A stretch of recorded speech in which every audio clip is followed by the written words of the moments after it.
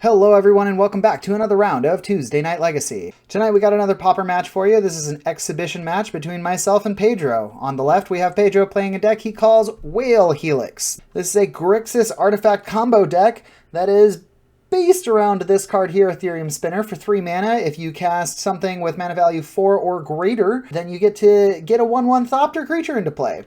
So it runs a playset of Frogmite, Mirror Enforcer, and Steelfin Whale, with Steelfin Whale being the interesting card here. Whenever an artifact enters the battlefield under your control, you get to untap the whale. So it runs Retraction Helix, which allows you to return a non-land permanent to its owner's hand by tapping the creature that Retraction Helix is targeting. So when you have Ethereum Spinner in play with a Steelfin Whale with an active Retraction Helix on it, every time you can tap the Steelfin Whale to return a Mirror Enforcer to your hand, and then you can cast it again, which brings a 1/1 colorless Thopter artifact creature into play. Or, you're just casting the Mirror Enforcer for free, so that also untaps it. And so you have unlimited untaps with this guy. With the Ethereum Spinner, you're creating an army so that you have this huge army of 1/1s. The next turn, you just turn it sideways, you win the game. This deck also runs the powerful package of sacrificing artifacts with a Deadly Dispute and Reckoner's Bargain in order to either gain life and draw 2 cards or make a treasure and draw 2 cards. Then, of course, it runs the best artifact apparently in the format, Ichor Wellspring, that will draw you 2 cards either when it enters the battlefield or it goes to the graveyard, being sacrificed with one of the Bargain or Dispute, and the Blood Fountain, which can create more artifacts that you can either discard to draw a card, or you can sacrifice the Blood Fountain to get back your Steelfin Whale if it gets dealt with earlier in the game. Finally, the backup win condition is the Makeshift Munitions. Since most of your creatures or lands are artifacts, you can use the Makeshift Munitions to deal 1 damage over time. And if you have this army, maybe it's not even an infinite army, you can just start sacrificing and ping your opponent to death.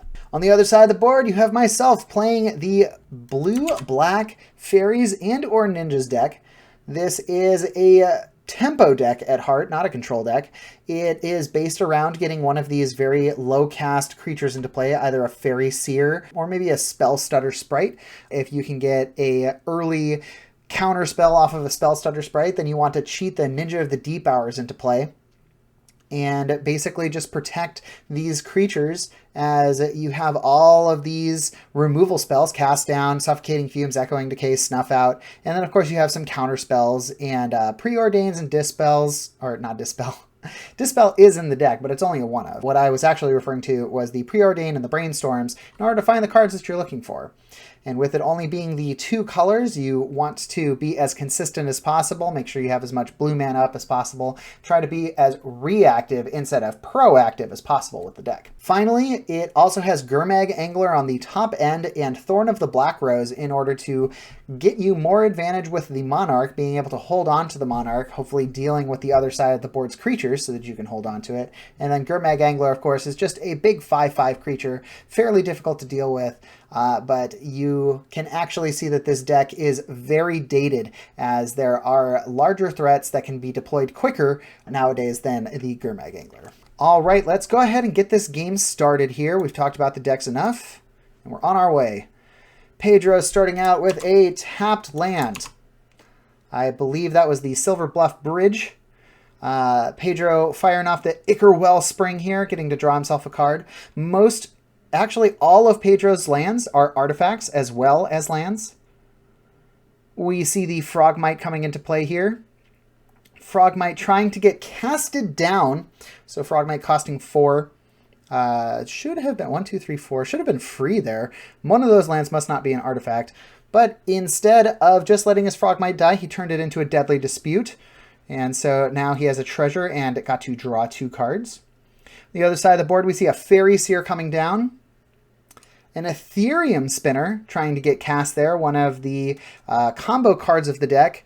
I know this card from past matches and decided to get rid of it. It's not exactly the same deck that I played against, but I do know that it's a good value card.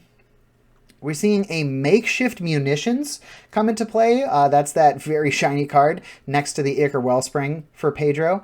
Pedro paying 1 mana and sacrificing his treasure to kill the Fairy Seer. A Preordained being cast there. Now, I will say that there was accidental cheating on my behalf. This was a, what do you want to call it? Just a fun game, so I had no reason to cheat here. Just accidentally scrying 2, drawing 2. I'm going to actually do it again a little bit later here, but I'm going to catch myself this next time. So it was a complete accident on my side, so I apologize for that. Now, all of this stuff that's been happening, we saw Steelfin Whale come into play, trying to kill it with a Snuff Out. Pedro doing the exact same thing he did before with the Deadly Dispute. And we see a Ninja of the Deep Hours trying to come in here, a Galvanic Blast, killing it for the 3 damage. And then we see the the Spell Stutter Sprite try to come in, but another Galv Blast is going to take care of that as well. So having 0 fairies in play is going to make it so that the spell is countered, because I don't control any fairies, so everything dies on my side. And there it is right there, catching myself and then deciding, oh, what should we do here? And then realize that I did bottom a specific card. So I took that card back out, shuffle it back up, put that card right to the bottom. And here we are. We are back in a fair game state. Ninja of the Deep Hours coming out. Pedro having cast that Ethereum Spinner a couple turns ago, paying some more life to snuff it out. And of course, somehow Pedro always has either a Deadly Dispute or Reckoner's Bargain in his hand, getting to draw some more cards, turning that Ethereum Spinner into more gas. We see the Blood Fountain going and being sacrificed, getting back an Ethereum Spinner and a Whale. Spinner redeployed. I think that's a Frogmite there being cast for free. Getting a Thopter. Frogmite and Mirror Enforcer, of course, having affinity for artifacts. Oh, it was a Blood Fountain being cast. So the Blood Fountain turning into a Frogmite and another Whale. Here's Frogmite for free. Get another guy. There's the Retraction Helix. And so the Retraction Helix is going to do exactly what I was talking about. Now there's infinite 1/1 Thopters in play. I think for simplicity's sake, Pedro just made 20 of them. I was not able to deal with it, and so we are on to game 2. The deck performing extremely well. Even though I'm trying to be reactive in these plays, you can still see that since Pedro gets to also react at instant speed, these bargains are turning all of the potential tempo loss into a massive tempo gain. Ichor Wellspring being put down on Pedro's side just to sit there. Eventually maybe draw him another card. Fairy Seer getting to come and scry 2. An Ash Baron's going and cycling into an island. Attacking, hoping to... Oh, there is no ninjutsu there. That was actually an Augur of Bolas with the text of look at the bottom 3 cards of your library as it comes into play. Missing anything relevant, a Thought Cast from Pedro, having to pay 1 mana for it. Thought Cast also having affinity, so it basically says pay 1, draw 2 cards. Frogmite for free, and I believe that is a Munitions Expert put down on the other side of the board there. Or not a Munitions Expert, that's the Goblin. This is a Makeshift Munitions. Attacking for 1, no ninjutsu, leaving the mana up. Having a Terramorphic Expanse, so only 3 mana there. Trying to decide if it's worth tapping some mana here. Do apologize for how much glare. We are at the new store in this video. Haven't quite figured out the glare problem yet. Working our way there like the last store. Drawing a card. Looks like I got the Spell Stutter Sprite. Not nearly as good with the Makeshift Munitions on board. Putting down the Thorn of the Black Rose. The 1/3 that gains Monarch when it enters the battlefield. Drawing a card for the end of turn, decides to Deadly Dispute the Ichor Wellspring, and then do it again, getting some treasures and drawing a ton of cards. Just slapping down all of these free artifacts now. The Frogmite the Mere Enforcer, the Steelfin Whale, just an immense army at this point, trying to snuff out.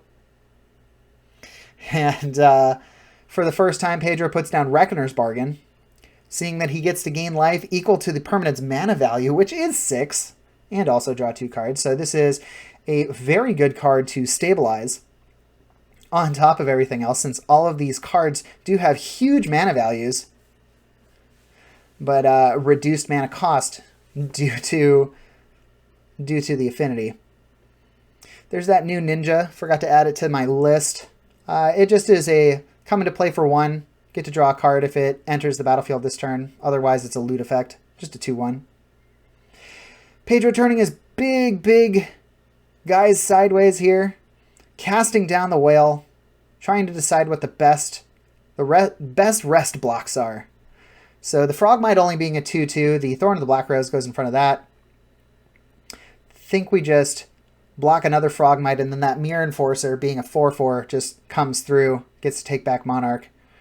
Seeing a Blood Fountain coming into play. A Spell Starter Sprite, trying to stop it. Always having the Galv Blast ready. Reducing the fairy count down to 0. So it does, in fact, come into play. Blood Fountain being sacrificed. Get back 2 of the important creatures. Probably a Frogmite and a Steelfin Whale. Passing back the turn. Trying to decide what we're going to do here. Augur of Bolas, 3 cards, nothing. Bottom 3 cards of the library. Feels really bad. Sometimes Augur of Bolas, not a great card. Seeing a Fairy Seer, apparently like those top 2, leaving them there. Pass the turn back. Can't attack into big boys. 1 mana Thoughtcast, draw 2 cards. Pretty good with all these artifacts in play. Deciding to play the Makeshift Munitions. Now I am at 16, but that can change very quickly with all of these huge artifacts in play. Seeing another Mere Enforcer. Getting the Whale out of there with Cast Down. Terramorphic Expanse turning into an island. Cast Down being one of the best removal spells in this format, as there are no legendary creatures in this format. Oh, that's the end of the round. A concede, since there are so many large creatures on Pedro's side. Can't find any gas, and so I just scooped up the game because I think we were starting another round as well. So concede to Pedro, 2-0. Thanks for watching. Please consider liking the video and subscribing to the channel if you want to see more of this content in the future. We have a bunch more of these on the channel, so go check out our backlog to see some other premium content. If you're curious about a deck you saw played here, the deck lists are always in the description of the video below. Thanks as always to Spellhold Games for letting us play at their store, and we'll see you next time for some more Magic content on Tuesday Night Legacy. Bye!